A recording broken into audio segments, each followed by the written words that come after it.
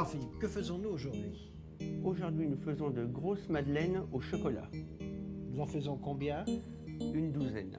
On met 2 œufs entiers dans un saladier. Et on ajoute 115 g de sucre semoule. On mélange toujours rapidement pour éviter... Que le sucre brûle les jaunes d'œufs.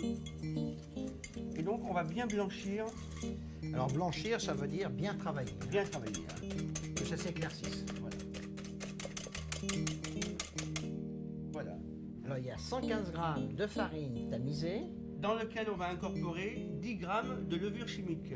Et c'est mieux toujours de faire le mélange comme ça à part pour que la levure soit bien répartie. Voilà. Donc, on va incorporer la farine dans le premier mélange. Et sans trop travailler la pâte. Si on travaille trop la pâte, on va donner de l'élasticité. Voilà, donc le mélange est prêt.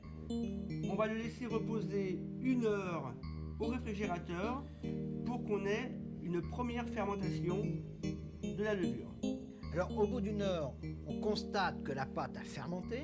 Alors on prend du cacao, 8 g de cacao en poudre, qu'on délaye dans 35 g de lait, de préférence tiède, c'est plus facile à C'est plus mélanger. facile pour mélanger. Alors surtout, on prend un cacao non sucré.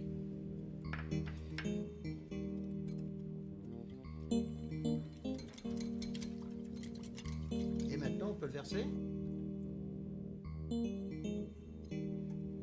On va ajouter le zeste d'une demi-orange râpée. Et on va incorporer 110 g de beurre fondu tiède. Et ça, on mélange tout avec une cuillère en bois ou une spatule en bois. Voilà.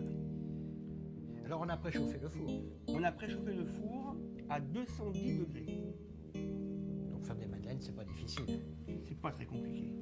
Et les madeleines au chocolat, ça plaît aux enfants, aux petits et aux grands. Surtout aux gourmands. Mais pour cuire les madeleines, il faut prendre une plaque spéciale. Ce sont des plaques qu'on trouve dans le commerce. Il y en a de plusieurs tailles, des petites madeleines, des grosses pour des grosses madeleines.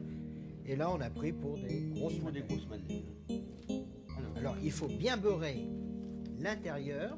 Le moule, on met l'appareil à madeleine dans une poche. Et donc, on va remplir. Alors là, on le fait avec une poche, mais on peut très bien aussi le pourrait- faire avec une cuillère. Voilà, on pourrait le faire à l'aide d'une cuillère. Surtout, ne pas toucher le beurre du moule Pour qu'elle s'étale bien, la cuisson. avec la douille. Alors, on les garnit à ras-bord, presque. On tape légèrement